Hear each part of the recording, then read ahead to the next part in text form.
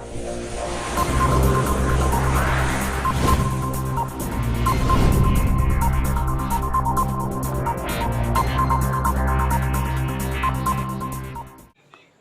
Dear student, स्वागत है आपका अपना YouTube channel Kumar bio classes में। डियर स्टूडेंट, मैंने कहा था इससे पहले के लेक्चर में कि नेक्स्ट टॉपिक में हम लैंगिक प्रजनन पढ़ेंगे, क्योंकि कायिका जनन समाप्त हो चुका था, है ना।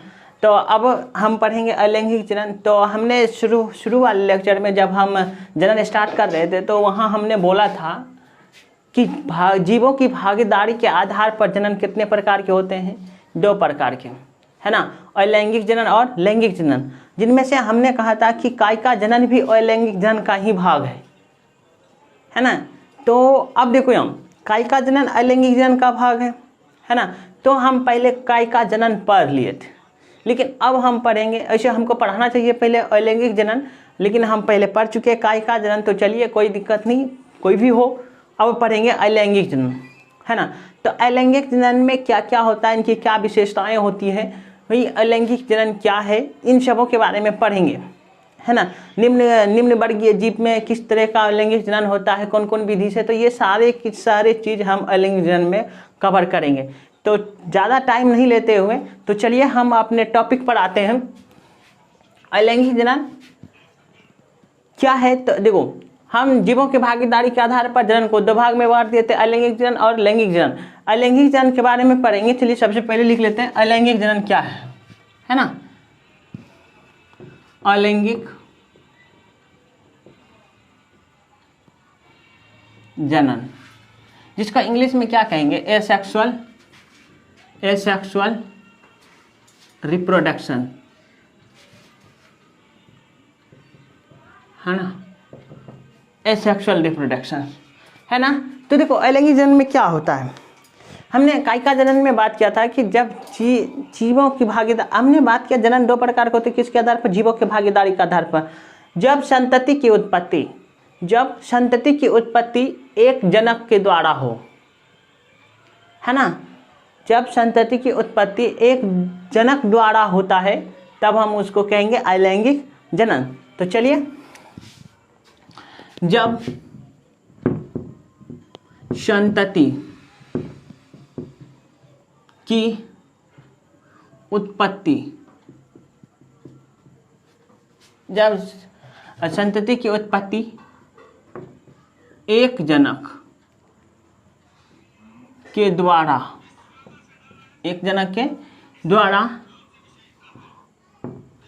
होती है उसे अलैंगिक जनन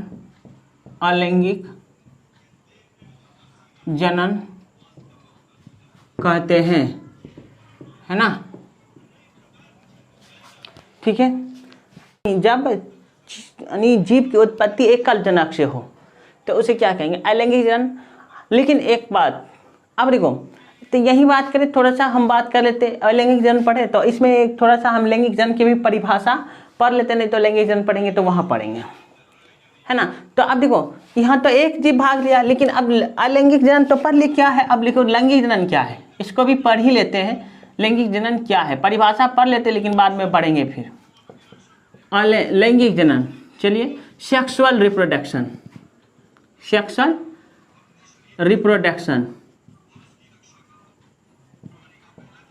ठीक है, सेक्सुअल रिप्रोडक्शन। अब ये क्या है? सेक्सुअल रिप्रोडक्शन में वहाँ तो एक जनक भाग ले रहा है अलैंगिक जनन में, लेकिन यहाँ हाँ देखेंगे कि 2 विपरीत लिंग वाले जनक भाग लेंगे, है ना।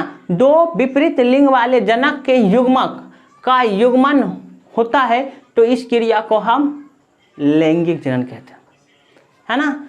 तो हम लिखेंगे, जब 2 विपरीत लिंग वाले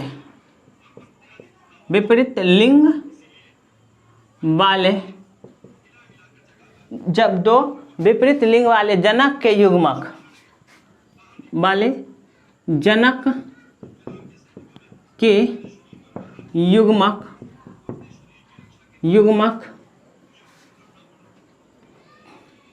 का संयुग्मन संयुग्मन होता है तब इस क्रिया को लैंगिक जनन कहते हैं। चलिए अब यहाँ क्या हो रहा है, तो विपरीत लिंग वाले जीव भाग ले रहे हैं। कहने का मतलब हो गया कि विपरीत लिंग, तो यहाँ समझो कि विपरीत लिंग का मतलब हो गया कि नर और मादा, नर और मादा ये दोनों जीव अलग अलग भाग लेंगे एक दूसरे। तो यहाँ क्या हो रहा है, इसके नर युग्मक यानी नर से जो प्रोड्यूस होगा उसको शुक्राणु कहते हैं, यानी नर युग्मक है ना, नर युग्मक, नर युग्मक शुक्राणु को ही कहते हैं। मादा युग्मक अंडाणु। तो कहने का मतलब अब मादा युग्मक ये दोनों युग्मक भाग लेंगे दोनों। मेन लैंगिक जनन में क्या होता है, नर युग्मक और मादा युग्मक का मिलना, क्योंकि दो विपरीत लिंग वाले जीव भाग लेते हैं, नर और मादा, ये समझ लो, ठीक है, नर और मादा, ठीक है। तो अब देखो यहाँ हम पढ़ेंगे लैंगिक जनन छोड़ के, चलो हम यहाँ पढ़ेंगे अलैंगिक जनन, बात करेंगे हम अलैंगिक जनन की, ठीक है। आगे पढ़ेंगे हम अलैंगिक जनन, ठीक है। अलैंगिक जनन की बात करें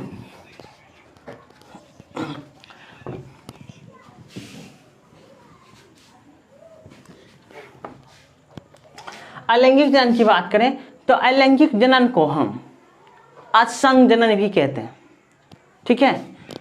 अलैंगिक जनन को लैंगिक जनन को असंग जनन भी कहते हैं, ठीक है। देखो असंग जनन का इंग्लिश होता है एपोमिक्स, अलैंगिक जनन को, ठीक है। तो कभी कभी पूछ लिया जाता है कि एपोमिक्स क्या है, तो भाई अलैंगिक जनन की परिभाषा बोल दीजिए, ठीक है, एपोमिक्स कहते हैं, ठीक है। तो अब देखो फिर अलैंगिक जनन में क्या होता है, अलैंगिक जनन द्वारा जीव जो उत्पन्न होते हैं क्योंकि वो अपने जनक के ही बिल्कुल समान होते हैं। अलैंगिक जनन से जितने भी जीव उत्पन्न होंगे, अलैंगिक जनन के द्वारा जितने भी जीव उत्पन्न होंगे वो बिल्कुल अपने जनक के समान होंगे, इसलिए उस जीव को हम क्लोन कहते हैं, है ना। क्या कहते हैं, क्लोन। क्योंकि ये जीव आकार की तथा आनुवांशिक रूप से अगर देखें तो वो एक दूसरे के समान होंगे, है ना। फॉर एग्जाम्पल में भी पढ़ेंगे, चलिए पहले लिख लेते हैं। अलैंगिक जनन, अलैंगिक जनन, अलैंगिक जनन द्वारा उत्पन्न जीव, अलैंगिक जनन द्वारा उत्पन्न जीव को क्लोन कहते हैं।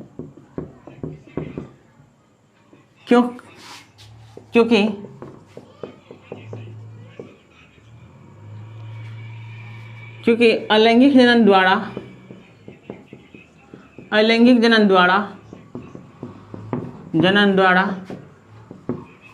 उत्पन्न, अलैंगिक जनन द्वारा उत्पन्न जीव आकार की तथा आनुवांशिकी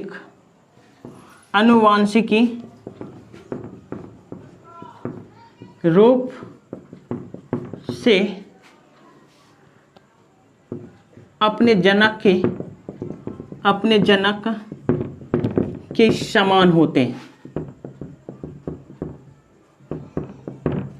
समान होते हैं, इसलिए हम कहेंगे उस जीव को क्लोन, है ना। अब देखो इस हम क्लोन क्या है, हम ये पढ़ ले क्लोन क्या है भाई, क्यों कहते हैं अलैंगिक जनन से उत्पन्न जीवों को क्लोन, क्योंकि आनुवांशिक और आकार के रूप से क्या होते हैं, एक समान होते हैं। फॉर एग्जाम्पल के तौर पर भी देख लेते हैं, चलिए फॉर एग्जाम्पल एक शैवाल लेते हैं, एक शैवाल लीजिए या क्लेमाइडोमोनास को उदाहरण ले सकते हैं हम, या हम ले सकते हैं ईस्ट को भी ले सकते हैं, ठीक है। अब देखो यहाँ क्या होता है ईस्ट में,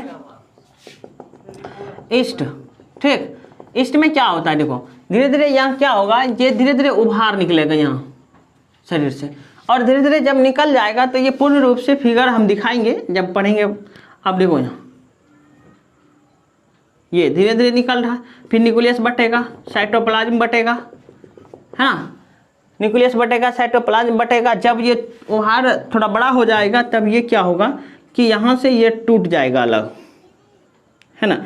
अब देखो ये दोनों धीरे धीरे जिस तरह से बड़ा हो रहे हैं तो वो देखो दोनों क्या एक दूसरे के समान होंगे। ये ईस्ट है, इससे क्या निकल रहे हैं, जीव उत्पन्न हुए हैं, और वो भी ईस्ट है, लेकिन ये देखो इस जनक के समान ही होंगे बिल्कुल, है ना, इसलिए हम इस जीव को हम क्लोन कहेंगे।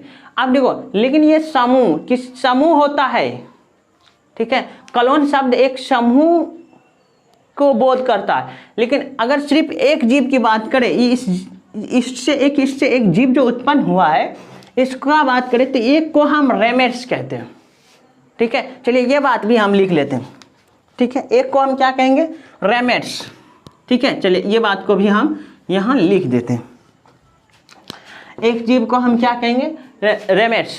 चलिए अलैंगिक जनन द्वारा, अलैंगिक जनन द्वारा उत्पन्न, अलैंगिक जनन द्वारा उत्पन्न एक जीव को, उत्पन्न एक जीव को, एक जीव को रेमेट्स, रेमेट्स तथा इनके समूह को क्लोन कहते हैं, ठीक है, ठीक है।